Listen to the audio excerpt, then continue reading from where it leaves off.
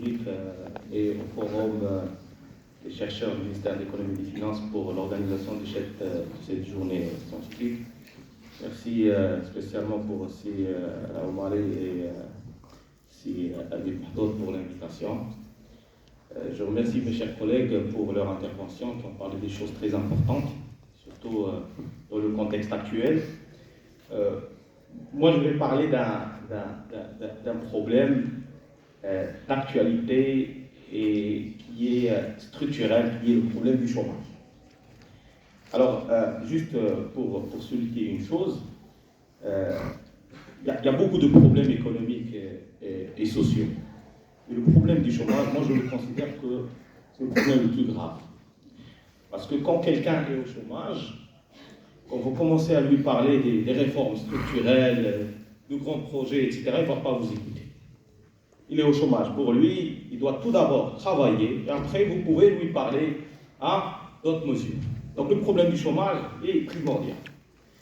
Donc ma présentation va justement souligner ce problème, montrer son importance, le lier avec les distorsions économiques qui touchent les entreprises, surtout les TPE, et comprendre est-ce que ce projet de loi de finances 2026, les mesures qui sont prises dans le projet de loi de finances 2026, est-ce que ce sont seulement finalement des mesures conjoncturelles qui ne peuvent pas donc répondre à des problèmes qui sont structurels. Et donc on va le lier avec le problème de l'emploi, après avoir souligné, après avoir montré, est-ce que le problème de l'emploi aujourd'hui, est-ce que c'est un problème structurel ou bien seulement conjoncturel? On parle du chômage conjoncturel ou bien chômage structurel. Bien. Donc il y a un certain nombre de questions auxquelles je vais essayer de répondre et j'espère que le temps sera suffisant pour ça. La première question, quelle est donc la situation actuelle du chômage au Maroc? Et pour parler du problème du chômage, il faut parler des employeurs. Il y en a de problèmes du chômage qui vont être résolus par qui? Par les employeurs. Et donc on va chercher à savoir, est-ce que les employeurs au Maroc rencontrent un certain nombre de problèmes qui les empêchent de recruter? Donc il faut pointer du doigt ces problèmes qui empêchent ces employeurs de recruter pour pouvoir régler le problème du chômage. Et on ne peut pas régler le problème du chômage. Quand on parle de la loi de finances, on sait très bien qu'il y a des budgets pour l'investissement, budgets pour le fonctionnement. Vous avez un certain nombre de postes budgétaires qui sont créés. Les médias parlent dernièrement de plus de 36 000 postes budgétaires. Mais il faut distinguer d'emploi public, d'emploi de manière générale, d'emploi privé. Donc ce sont des postes budgétaires, c'est pour relancer un certain nombre de secteurs, mais ça ne peut pas résoudre le problème du chômage. Il y en a 36 000 postes, alors qu'on a des problèmes de perte d'emploi, les pertes d'emploi d'environ des centaines de milliers donc de postes chaque année. Donc on va pointer du doigt ces problèmes pour pouvoir comprendre la situation. Et là, moi je trouve que le débat ignore le vrai problème qui sont les distorsions économiques qui touchent à des employeurs. Les employeurs, c'est qui? Là, ce ne sont pas les grandes entreprises. Là, ce sont les petites structures. Donc il faut chercher à trouver des solutions à ces petites structures. Sinon, là, le problème du chômage ne va pas être résolu. Bien. Donc moi, sans citer l'ensemble des questions, je vais passer à l'analyse de cette question du problème du chômage. Là, juste quelques, si vous voulez, quelques indicateurs. Si vous voulez passer bien, quelques indicateurs que je vais vous présenter pour comprendre justement ce marché. Ça, c'est une évolution donc, de la création nette d'emplois. Donc, création d'emploi, moins destruction d'emploi. Donc on voit clairement que l'évolution pose problème. Si je prends, donc ça ce sont les derniers chiffres qui sont officiels, on attend les quelques chiffres officiels de 2024. Prenons 2022, 2020 et 2023, alors nous sommes à environ moins 157 000 emplois. Donc les pertes d'emplois dépassent de loin donc les créations d'emplois. On peut pointer du doigt un autre indicateur qui est bien évidemment le taux de chômage. Vous le savez tous. Donc on a un problème en ce qui concerne le taux de chômage. Et ça c'est structurel. Ça ne concerne pas une année ou deux. Regardez donc l'évolution, vous pouvez revenir en arrière. J'ai pris l'évolution du taux de chômage depuis 2017. Là, vous pouvez prendre l'évolution de ce taux de chômage, surtout depuis 2011. Surtout depuis 2011. Donc, je vous invite à chercher ça, vous allez voir que c'est structurel. On est autour pour les DNG, donc 2024, 13,3%, un taux de chômage de 13,3%, mais il ne faut pas oublier que ça, c'est le taux de chômage global, qui prend en considération toutes les catégories. Alors, si je prends le taux de chômage qui concerne seulement les diplômés, il est encore beaucoup plus grave. Donc là, la situation du chômage, on comprend maintenant que c'est problématique. C'est problématique. Je le rappelle, là, il est en chômage, pour lui, il doit travailler. Donc, il faut chercher maintenant quelles sont les sources de ces problèmes. Alors, pour comprendre justement les sources de ce problème du chômage, on doit avoir une idée tout d'abord sur les employeurs. Les employeurs, moi je ne vais pas parler de l'administration, des administrations publiques, je vais parler du secteur privé. Le secteur privé est composé d'un certain nombre d'entreprises. À des entreprises, on peut voir un petit peu la structure de ces entreprises. Ça, ce sont les données de l'Observatoire marocain des TPE. Alors, pour les grandes entreprises, en termes de nombre, ça représente seulement environ 0,5%. Et donc, plus de 99%, ce sont des micro-entreprises, des très petites entreprises, de petites entreprises et de moyennes entreprises. Et donc, là, on comprend un petit peu la structure de notre économie, ou du tissu entrepreneurial marocain. On va le lier, bien sûr, avec le chômage. On se pose la question suivante. Qui recrute, finalement? Est-ce que ce sont ces grandes entreprises ou là, c'est TPE? Là, ce n'est pas moi qui le dis, ce sont les chiffres officiels qui le disent. Alors, quelle catégorie d'entreprises emploie le plus au Maroc? Si je prends les TPE, environ 70% de l'emploi au Maroc est assuré par ces TPE. Les grandes entreprises assurent seulement 30%. Et encore, on attend les chiffres pour 2025, parce qu'on s'attend encore à des chiffres beaucoup plus à la. Donc, rien que pour ce constat. Donc finalement, les recruteurs, ce sont les TPE, en grande partie. Et donc, il faut chercher, justement, à savoir pourquoi une TPE ne recrute pas. Et une enquête, et on pose la question aux TPE, pourquoi vous ne recrutez pas? Alors, moi j'ai pensé à cette étude, mais en fait, il y a déjà des études qui ont été faites dans ce sens. Je peux prendre une étude qui a été faite par le Haut Commissariat au Plan en 2019. Et je vous invite à la lire. C'est une très bonne étude qui présente beaucoup d'informations très intéressantes pour les décideurs. On a posé la question justement, quelles sont les raisons pour lesquelles vous ne recrutez pas? Regardez, plus de 60% des TPE ont dit qu'on ne recrute pas à cause de la stagnation de l'activité ou du recul de l'activité économique. Donc, vous êtes 2 personnes, on a 3 personnes. Pourquoi vous ne recrutez pas plus? De l'activité, donc c'est l'activité de ces entreprises qui pose problème. Et donc, pour trouver la solution au problème du chômage, il faut trouver une solution au problème de l'activité de ces TPE. Là, on vient. Alors, on se pose la question encore. Alors, comment évolue l'activité de ces TPE? Je n'ai pas assez de temps pour présenter plusieurs indicateurs, pour présenter l'activité de ces TPE. Je prends quelques indicateurs qui sont très alarmants. Les faillites, les dissolutions, les faillites, les défaillances d'entreprises. Regardez l'évolution du nombre du nombre des défaillances des TPE. Regardez, c'est structurel.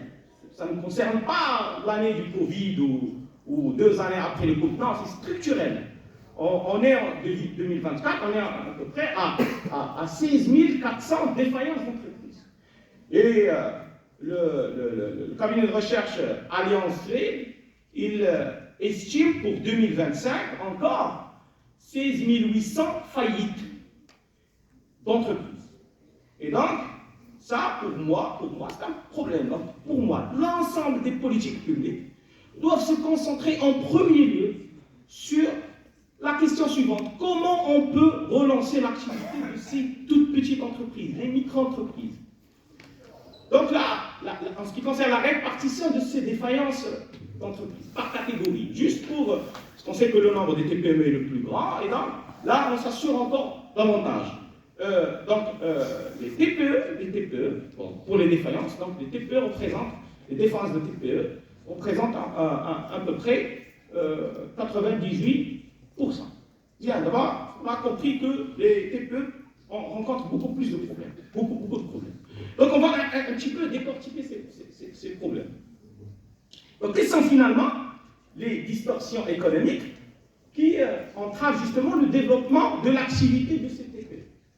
Et là, pour trouver les solutions à ces TPE, il faut chercher quelles sont. Donc en détail, moi je ne vais pas théoriser, je vais me baser sur des études qui ont été faites par des institutions marocaines.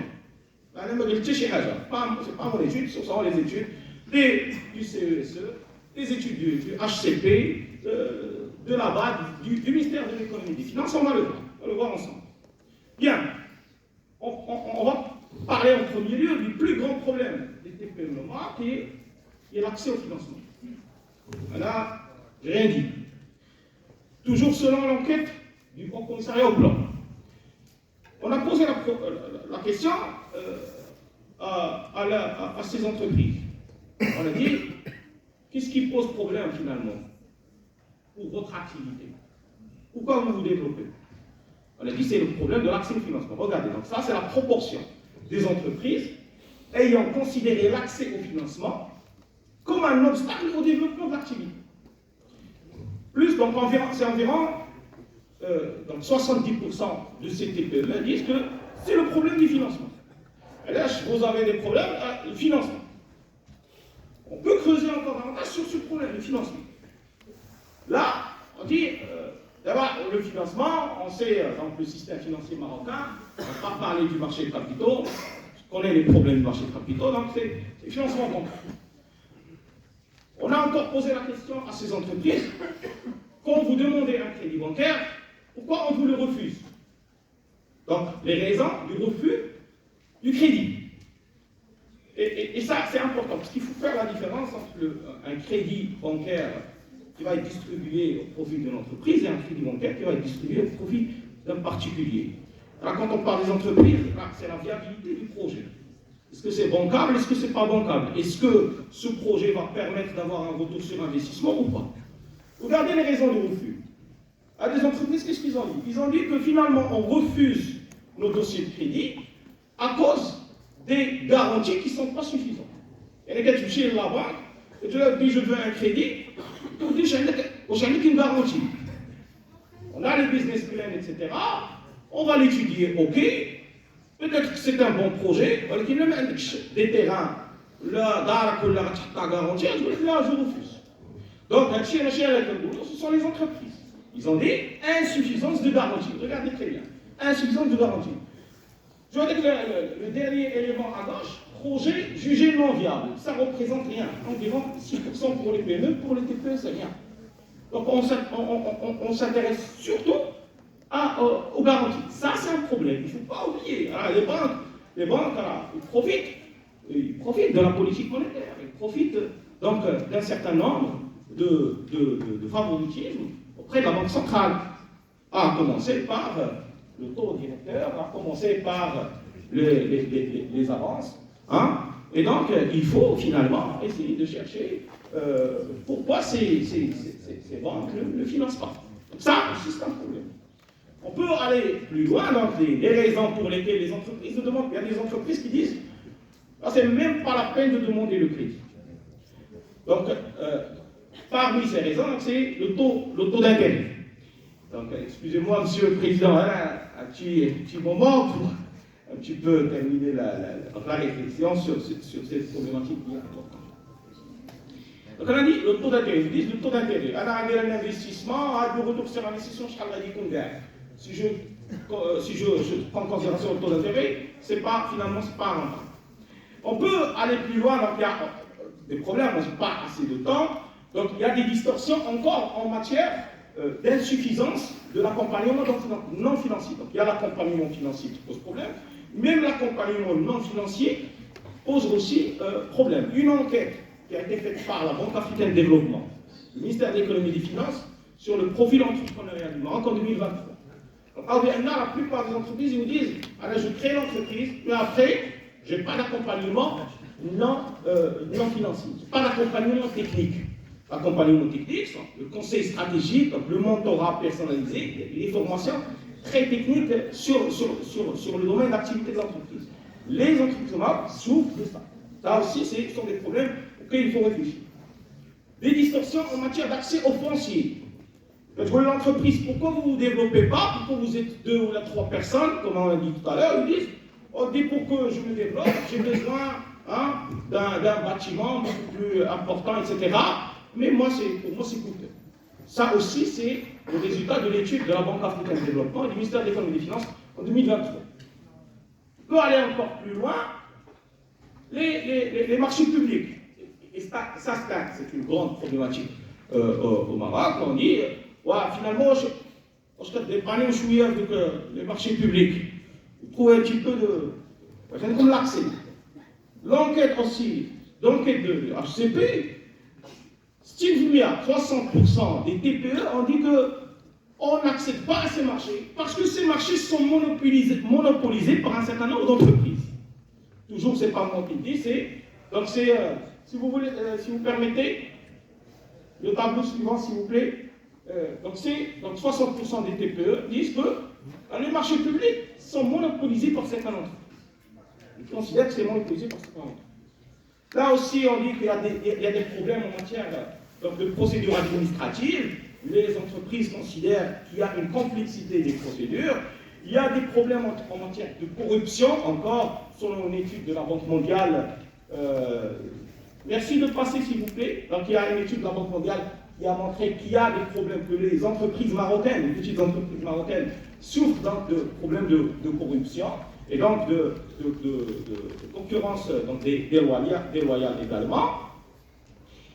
Donc ça, c'est en ce qui concerne les distorsions. Et là, on se dit, dans le cadre des politiques publiques, on a plusieurs programmes, on a plusieurs projets sectoriels. On se dit finalement, j'ai le projet, ça prend en considération cette question, la problématique des TPE. Et là, aussi, ils accèdent à ces projets. On a le plan Maroc vert, on a le plan halieutique, beaucoup de projets. Alors, on se dit, si vous entrez dans les détails, vous allez trouver que même ces programmes posent problème. Même ces programmes ne donnent pas l'accès à ces petites entreprises.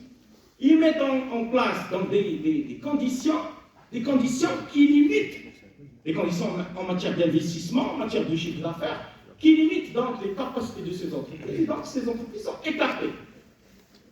Je prends le plan Maroc vert, voilà, environ 99 millions de dirhams qui étaient donc, alloués au premier axe, qui est le premier pilier moderne, l'export, les projets à haute valeur ajoutée. Seulement les grands producteurs, les grands agriculteurs ont accédé à cet axe.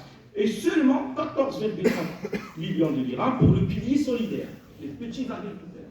D'accord? Donc ça aussi, alors, je ne vais pas entrer dans les détails, mais vous pouvez voir ça dans l'ensemble des politiques publiques. La même chose pour le plan d'accélération industrielle. Une minute rapide. Donc le plan d'accélération industrielle, la même chose pour l'ensemble des politiques publiques. Là, en ce qui concerne la loi de finances, je reviens en avant. Donc, la loi de finances 2025, il y avait le problème de restructuration. On a donné un cadeau fiscal aux grands groupes. Avant, on avait l'objectif de 100% profiter de la neutralité fiscale, il fallait détenir 100% donc, de l'entreprise absorbée. Maintenant, depuis donc, la finance 2025, ça s'est réduit à 66%. Ça, c'est un cadeau pour les grands groupes. Encore, on se dit, pour les TPE, est-ce qu'il y a des mesures? Loi de finances 2023, vous connaissez la question de l'IS, hein, qui a été réduit donc, pour les grands groupes, et certaines petites entreprises ont vu leur le taux de l'imposition sociale a augmenté. Ça encore, ce sont des distorsions.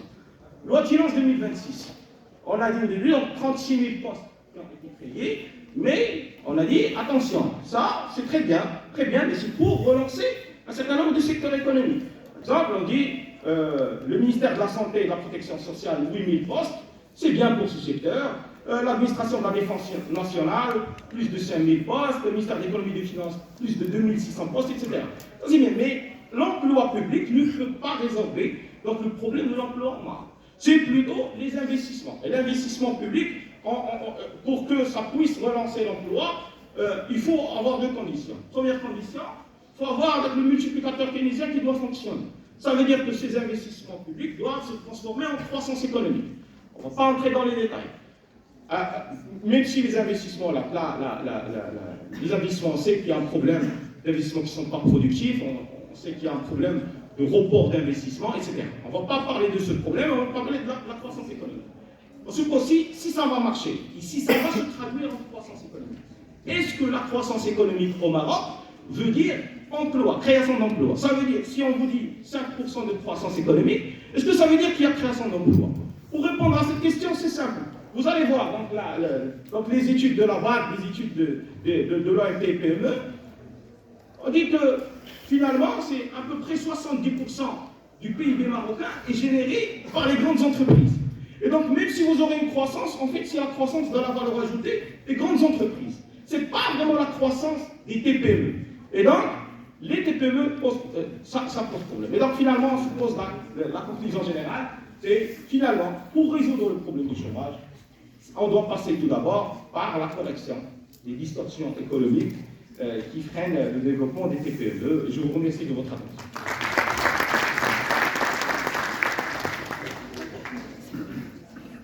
Merci pour cette douce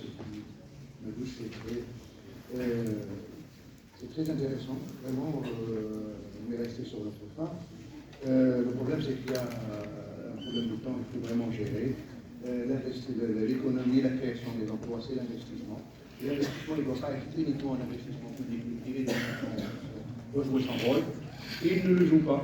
Donc il faut trouver les mécanismes qui vont permettre justement au privé d'investir aussi au Maroc, et ça passera par la sécurité, par l'éducation, par les autres.